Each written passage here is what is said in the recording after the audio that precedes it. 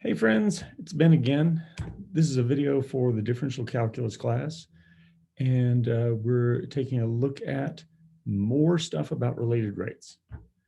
So before I begin, let me say that we are spending 2 days on related rates because of the fact that for most students, this particular set of material is something that they kind of struggle with because it's word problems, and word problems always feel super hard to people.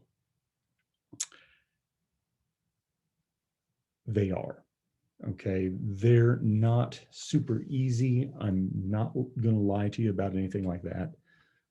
But there is a straightforward approach that works on every word problem. It's super generic though, okay?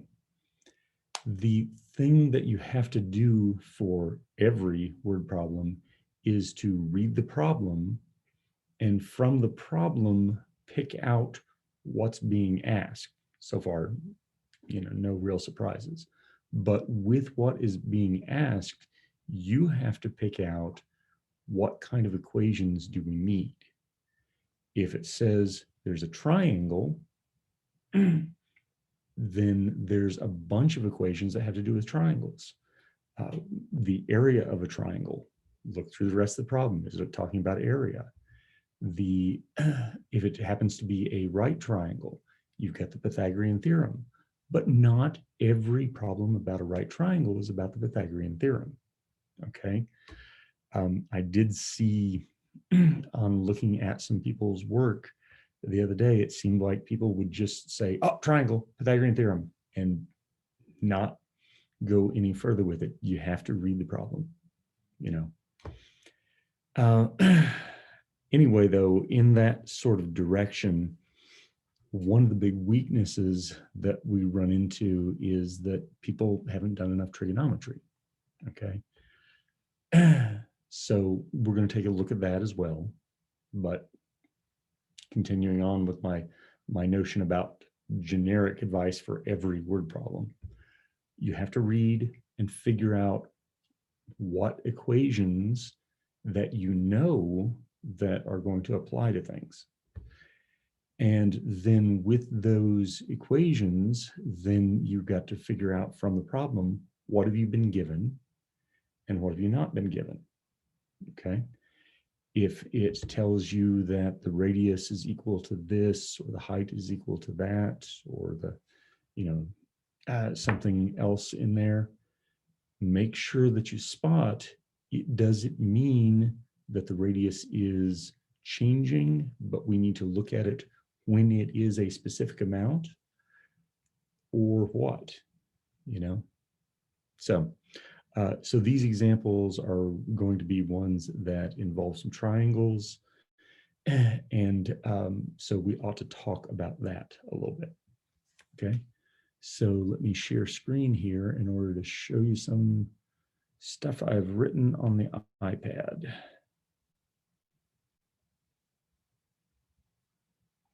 All right, so this is just some basic information here about similar triangles. When I say two triangles are similar, what I really mean is that they are the same triangle, but one of them is smaller, okay? So in order to establish that they're similar triangles, you just need to have two angles turn out to be the same. Once you have two angles turning out to be the same, then the third angle has to be the same, because the angles of the triangle add up to 180 degrees, right? So the diagram I've given you here has a triangle in it, and I put these two sides here, and I went ahead and labeled that they've got the same angles in this position here and this position here, okay?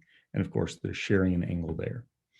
Often you may not have that information. You may instead just have these two sides, and you might be told that the two sides are parallel. Well, if you've got parallel sides and if transversal goes through them, then the corresponding angles where that transversal meets are going to turn out to be congruent. And as soon as you've got this gamma and this beta determined, then you automatically know that the alpha that's remaining also has to be congruent to each other. So with that sort of information there, then you can say these triangles are similar. And if they are the same triangle, only larger and smaller, then that tells you that the corresponding lengths that happen in the triangle are going to be proportionate. So in other words, if you take the side A and divide it by the side X, you will get the same thing as you would if you took the side B and divided it by the side Y. They're in proportion to each other. And that will be the same thing as if you took C and Z and divided as well. So that's one way that you can write the proportionality. Now, if you take this A over X equals B over Y, you can cross multiply and divide and turn that into A over B equals X over Y. So this side and that side, their proportion will be the same as this side to this side, okay? And that's just combining the ideas of geometry together with some algebra to get that. All right. So with that sort of idea in mind, watch for problems that have similar triangles. We've had a couple that showed up already, and it seemed like people struggled a little bit with figuring out what was going on with that. And I feel like that's probably just because you're not used to dealing with similar triangles.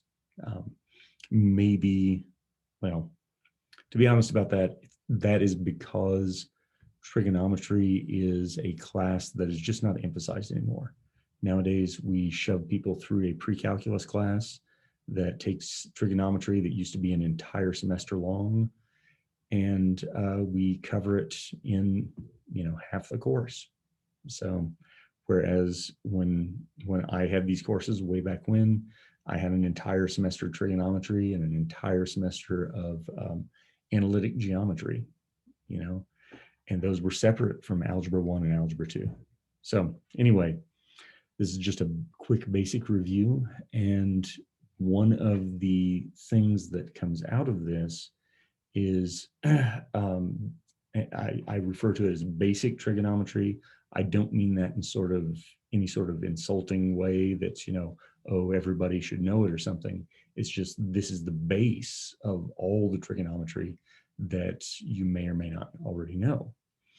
It is, if you have a right triangle like so, and you label one of the angles, and we often put it into standard position here, as soon as you know that angle and that it's a right triangle, you know two angles of the triangle. And that means that any right triangle that has that theta in it is going to be similar to any other right triangle. And that means that you're going to have proportions between the sides. Now, the standard thing to do is to label the opposite side, the side opposite the theta, as OPP, and then adjacent, and then hypotenuse for the adjacent and hypotenuse sides, okay? And so the proportion that you get between the opposite and hypotenuse sides is referred to as the sine of theta. Now, if it's not a right triangle, you don't have this. If it's not a right triangle, you have different sorts of theorems about the relationship between the sides, okay? But if it's a right triangle, we say that the sine of theta is the opposite over the hypotenuse, the cosine is the adjacent over the hypotenuse, and the tangent is the opposite over the adjacent side. Those sine, cosine, and tangent are just names that we give to them. They are built into your calculator. You should, without consulting a calculator, know how to take the sine, cosine, and tangent of the angles of 0 degrees, 30 degrees, 45 degrees, 60 degrees, and 90 degrees. then with a little bit of thought, you ought to be able to also add into that 120 degrees, 135 degrees, 150 degrees, and 180 degrees. Okay, and then further from that, there's more angles, but those basic ones are stuff that you ought to just have memorized because they're special angles. If you've been having a hard time doing some of the stuff that's got trigonometry in it, and you don't know those, it might be because your trigonometry class just went too fast and they didn't emphasize remembering those things. If, on the other hand, you did not have a trigonometry class or a pre-calc class, it is really rough to come into calculus without that, because you got to talk about trigonometry somewhere. All right, anyway, though, so the sine, cosine, and tangent are special proportions. And if you know the sine of one of these angles and one side, then you can figure out the other sides. So, for example, here, if you needed to find the length of the side opposite your angle, then you could find it by multiplying the hypotenuse by the sine theta. If you look here, all I've done is cross multiply. Okay. Similarly, the adjacent side is the hypotenuse times the cosine of theta, and the opposite side is the adjacent side times the tangent of theta. Okay, so these are all things that we can solve for these sides using that sort of thing. All right, we're going to make use of this a little bit in this problem here. And we may need to add some extra space here, I don't know. But we have a triangle that has two sides, 10 centimeters and 15 centimeters, and an included angle theta, all right? If you're not given a diagram, when you read that, you immediately go draw a diagram. Don't worry about it being perfectly in proportion. Do not get out a ruler and measure anything. Just draw a triangle and label one side 10 and another side 15, okay? And it says included angle theta. That means the angle between them. Label it as theta. So reading on, it says theta is increasing at 2 degrees per minute, okay? Now, get suspicious there because it said degrees per minute.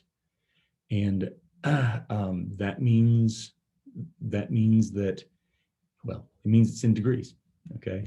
And a lot of trigonometry is tricked out to make it necessary to convert to radians.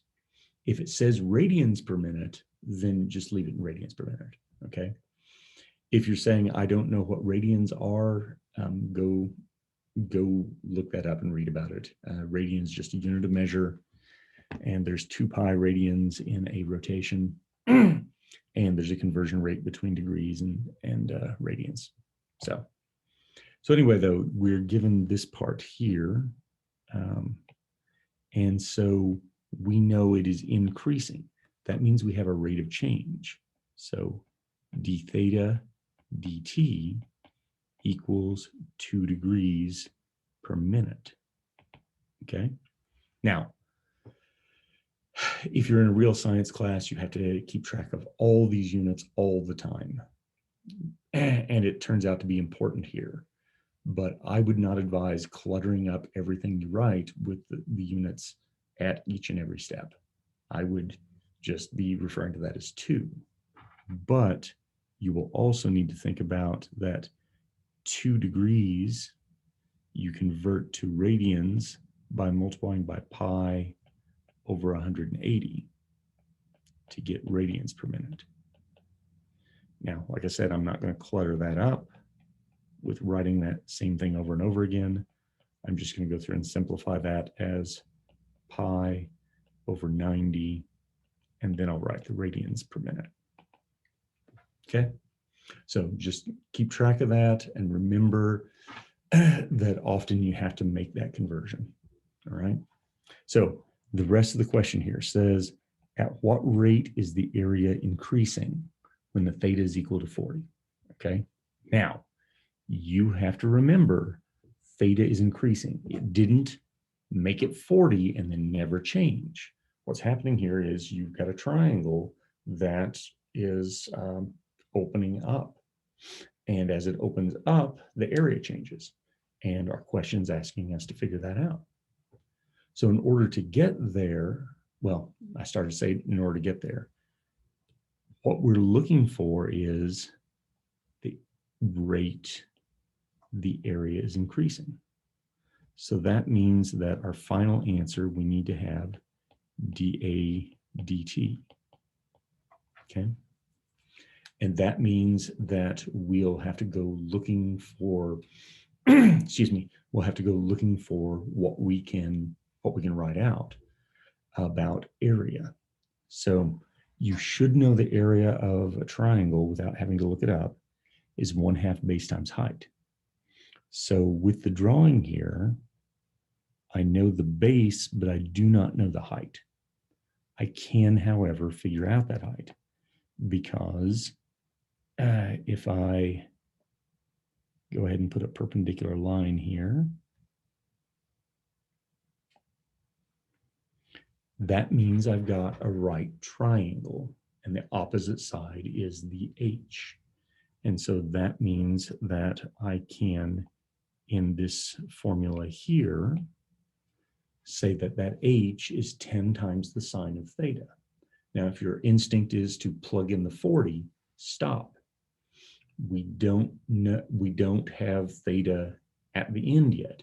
It is in flux, it is changing. What we need to do is to go in here and say for our area that we have 1/2 the base, which is 15 centimeters, times the height. And we just figured out that that was 10 times the sine of theta. Okay. And so then you can simplify that and say 75 sine theta. Your A is a function of theta. Okay. And then theta is changing over time. So you've got a d theta dt.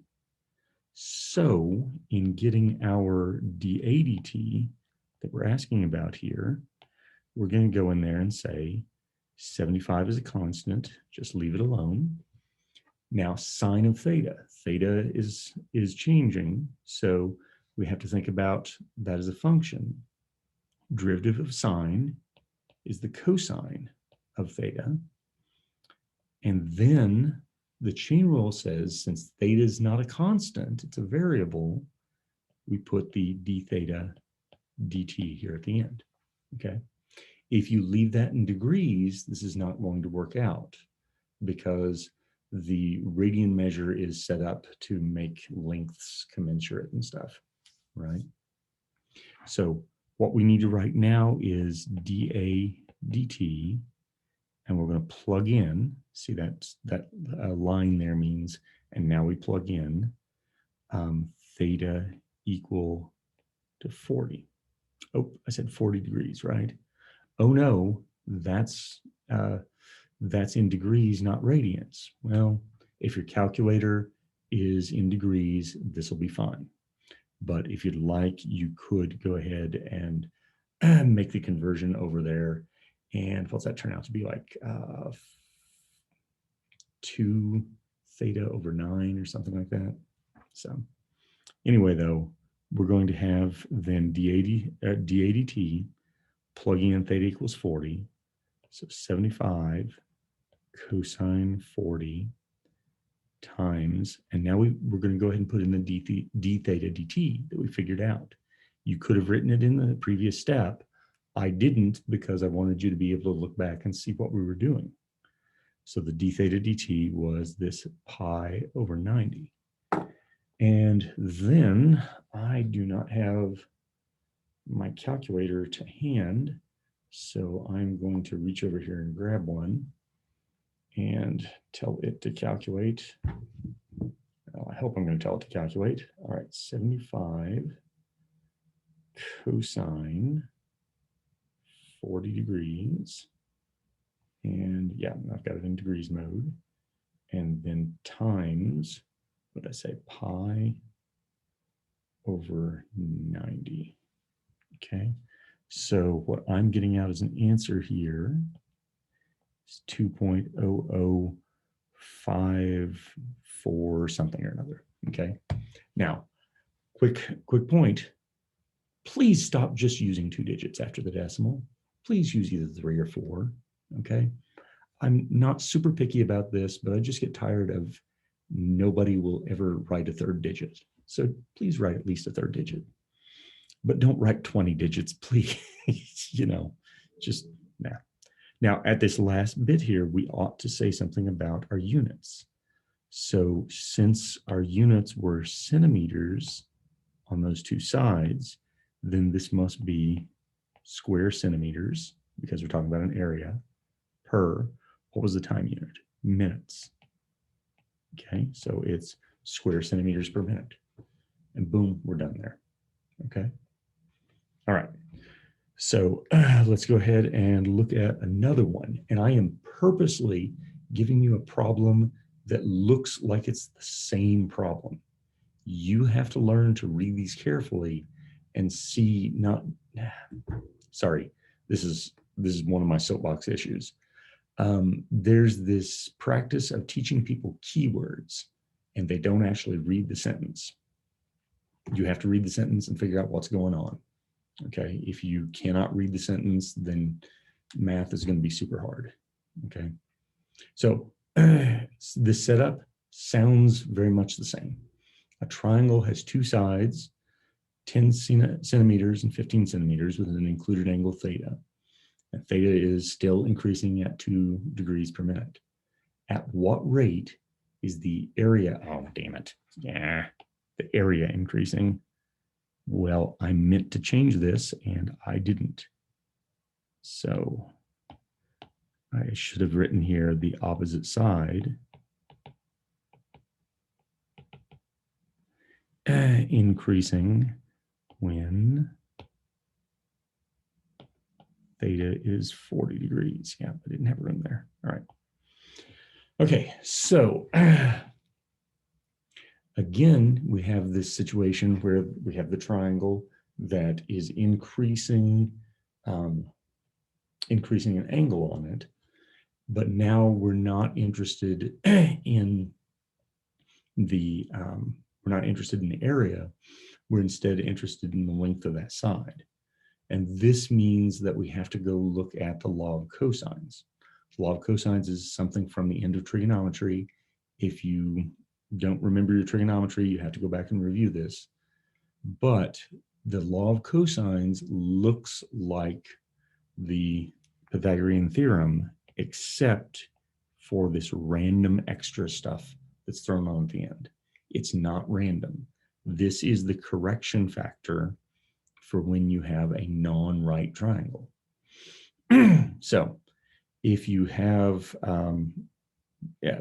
2 sides of a triangle and the included angle, if you think kind of physically about your situation, that would lock you in to a particular length for the remaining side. And the way that we get it is through this formulation here. So for what we've got, we're going to fill in the things we know. We don't know C, so we're going to continue writing C squared, but we do know A is 10 and B is 15. And so, I don't know what I just did. Wow, okay. Sorry, folks. That was super weird. Okay. I had an error in what I had copied down here. Okay. So 2 times the 10 and the 15 and the cosine of theta. Remembering theta is changing. Eventually we'll get to plug in the 40, but not yet. So this means what we have here so far, let's see, that is 325 minus, let's see, 150, 300 cosine theta, all right? And then we're we're going to look here and differentiate this and say that the left-hand side gets us 2 times c, and then c is changing over time, so you say dc dt equals, and then you differentiate the 325, and that's just 0, minus, and now we leave the 300 alone. It's just a constant factor times the cosine theta, and you have to differentiate cosine, and you get minus sine theta. But then that means you also have to do the chain rule, because we're not having the final variable, the thing that's changing being theta, the final variable is really time. So that means that we're going to end up getting here 300 sine theta d theta dt. Okay. So our thing that we're looking to solve for is the dc dt. And that means we're going to go ahead and divide the c out. But that also means we have to know what the value for c is, right? So what we'll do for that is to come back over here, and we're going to plug in our 40. So c squared equals 325 minus 300 cosine 40 degrees. And so I'm just going to take my calculator and tell it to take 325 minus 300 cosine 40. And if you're wondering, that is going to turn out to be 95 point something. And I'm going to take a square root of it, 95.187. And it continues on. Do not clear that out of your calculator. Just hit the square root button in order to see what you get there. See, I'm going to hit enter, and then I'm going to say square root of that number. Okay, and that is going to be approximately 9.756. Okay, now again, I've got that in my calculator. I'm going to just plug stuff in here as I divide. Let's see, I'm dividing by 2c, so I'm going to write 150 sine theta over c d theta dt. Notice how this is getting really tight down here at the bottom. So I am going to take and grab this part here, and I'm just going to add an extra page and paste. Okay. If you are working on paper and you run out of room on a piece of paper, please go get another piece of paper. I know we want to save trees, but you know. All right, so for our approximation here, we're going to have 150. We still have to do the sine of 40 degrees in here. But then we got our C of the 9.756. Just leave it stored in the calculator. And we're going to multiply that by the d theta dt, which we'd figured out earlier was pi over 90. We put it in radians, not in degrees, because the radians have to do with proportions between lengths. Okay, so I am going to type into my calculator here real quick, 150 divided, no, not divided by, 150 sine 40 degrees, and then divided by that, the amount that I just got there, the 9.75 something, and then times pi, and then divide by 90. All right. And so the answer I end up with is 0.34496 something. So if I'm rounding that 2 places past the decimal, I will back up here and refer to it as 3450.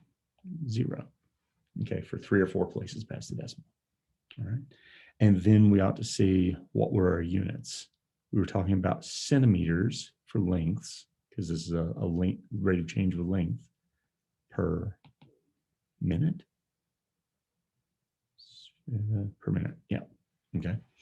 And so now we know the rate of change of that part there. Now, if you're saying, what in the hell difference does this make? If you had something here where the these lengths maybe was a crane, and there's some sort of line running along here that is dragging something up to the upper floor of a building or something like that. As the crane slowly moves up there, then you're going to be needing to feed out a certain amount of line. Okay, centimeters and cranes don't go together. Sorry, but yeah, just stretching. I'm kind of stretching to get an example that makes sense there. All right. All right. Okay. All right. So let's take a look at the water pumping problems. So water pumping problems are traditionally, and I think I have too many pages in my set of notes. So water pumping problems are traditionally something that it takes some thinking to figure out. And this is a typical problem with a cylindrical tank. If you're saying, oh no, there's no triangles, or maybe you're saying, thank God there's no triangles, this is a problem that has no triangles to get us warmed up, so we get to see the triangles in the next one. Okay. So cylindrical tank has a radius of 2 meters and a height of 4 meters, and it's being filled with water at 0.02 cubic meters per minute. That's like, I don't know, 5 gallons or something like that per minute. And when the depth is 1.5 meters, how fast is the water rising? Again, maybe not a super important application or something, but it's something that we can do, right? So read the problem. You've got a cylindrical tank, so you draw a cylinder, and the radius is 2 meters. So you draw that in, right over here. And the height is 4 meters. Okay, you write that out to the side. But remember, it's not all the way full, so you have to draw another level in there. And I always try to kind of shade it and stuff and make hidden lines and all that crap. All that super important stuff. Okay, yeah. But it's being filled at 0.02 cubic meters per minute. Well, that means that we've got dV dt, because cubic means it's going to be volume, and we'll say 0.02 cubic meters per minute. Okay. And then when the depth is 1.5 meters, how fast is the water rising? So read that sentence. It says that the depth is changing, and we want to figure out something at a particular time. Okay. We don't have the time value t. We have to do it when some particular event happens, right? Okay. So if we said dV dt, then we clearly need to say something about volume. How do you find the volume of a cylinder? Well, if you get it memorized, which you ought to for just basic figures like this, it's pi r squared h. The pi r squared that's appearing in that is going to be the area of the cross section. And then the h is going to be your depth. So looking at this, you do not have the radius changing, but you do have the height changing. So since the radius is not changing, you can go ahead and fill it in and have 4 pi h. Then when we differentiate and say dV dt, the 4 pi is just a constant. And then the dH dt, you're figuring out the rate of change of that height. Now you can take that equation and fill in the things that you know. We know 0.02 is equal to 4 pi dH dt. And that, how fast is the water rising, means that we were looking for dH dt all along. So dH dt equals 0.02 over 4 pi. I'm totally fine with that as an answer, but that is probably unsatisfying to y'all. So I'm going to come in here and use my calculator and tell it to divide by 4 pi.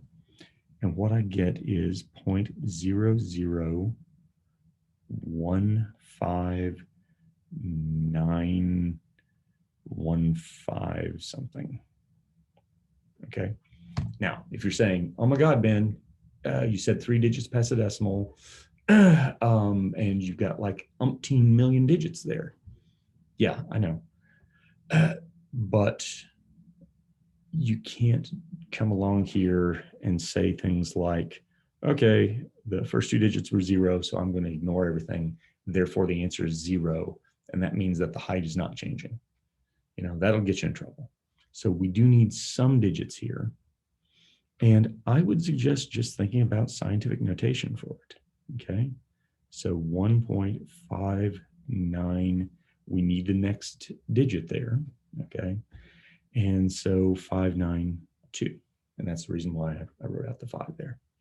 But my notation is times 10 to the negative third. You probably want to write e minus 3. I would really appreciate it if you'd write times 10 to the minus third, but it's, if you write e minus 3, I understand. Okay. Then we have to look at our units, and our units on this were in meters per minute. Okay. So if you want to, you could also translate this and have 1.592 millimeters per minute.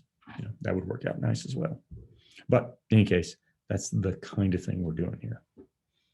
Hopefully we're good so far. Now we're going to delve into a similar sounding problem, but with the triangles, right? This is just one of the classic problems that all the time it gets used as an example in calculus because it forces you to talk about similar triangles, and it also forces you to do implicit differentiation. Okay, so just reading, a conical tank with a radius of 2 meters and a height of 4 meters is being filled at 0.02 cubic meters per minute. When the depth is 1.5 meters, how fast is the water rising? Now, the thing that you have to spot that's different is that as this height rises, you will increase your radius. So the radius is not a constant. So that's going to make things a little bit harder to deal with, but we can do it, right? So we do have a right triangle here. And the reason for that is that our height here and our water seeking its own level is going to make a right angle, okay? And that means that these triangles both have a right angle and they share this angle down here. Just because it's a right angle does not mean you have to bring trigonometry into it, okay? If you want to force trigonometry into it, have a field day, it will make the problem harder, but you know, that's just the choice you end up making.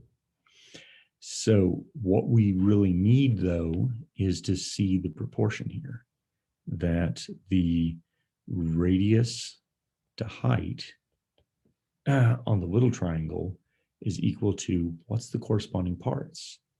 The radius on the big triangle was 2, and the height on the big triangle was 4. So if you cross multiply there, you can figure out that your height is 2 times your radius, or that your radius is 1/2 of your height. Either way you want to write that, okay? Looking at what the problem asks us, how fast is the water rising, the height is probably what we want to have left in the problem, okay? So it's probably going to be better here to have solved this for the radius being 1/2 the height, okay? Now, we're going to substitute that in. You should know that the volume of a cone is 1/3 pi r squared h. If you don't know that, you can look it up, okay? When it comes exam time, you should have written down all these basic volumes that you don't happen to know off the top of your head. Cones, spheres, areas of circles, maybe ellipses, but boxes and stuff. Anyway, though, if you got this, we can get it into a function of h alone by 1/3 pi. The r is 1/2 h squared and h. And so this turns into being, let's see, pi over 12 h cubed. All right. Now, as before, we've got a dv/dt in here. So we're going to take and differentiate with respect to time before we plug in. And the pi over 12 is still just a constant being multiplied by something that's changing. The derivative of h cubed will be 3h squared, and h is changing with respect to time, and that's where we're heading for this, okay? So now we get to plug in everything that we know. dv/dt is 0.02. We'll simplify that. Pi, the height, it wants to be 1.5 meters, and we square it, dh/dt. And so the dh/dt that we get, we're just going to divide here and have 0.02 divided by, I guess that's 2.25 pi. And then I'm going to just do that on the calculator. Oops, I forgot to clear my stuff there. 0.02 divided by, what did I say, 2.25 pi. And so I'm getting 0.0028294 something. So in scientific notation, oh gosh, and I didn't leave enough room there. So in scientific notation, 2.829 over the units, meters per minute. Up, dude. 2.829 times 10 to the minus 3 meters per minute. So about 3 millimeters per minute. Pretty slow, right? All right, then I'm going to tell it to stop sharing there, okay? All right, so that gets us some examples where we're doing some right triangle trigonometry and some similar triangles and related rates and putting them all together. So hopefully that feels like that's got enough examples in mind for you. And we'll do some more of these sort of things in class. All right, I'll see you then.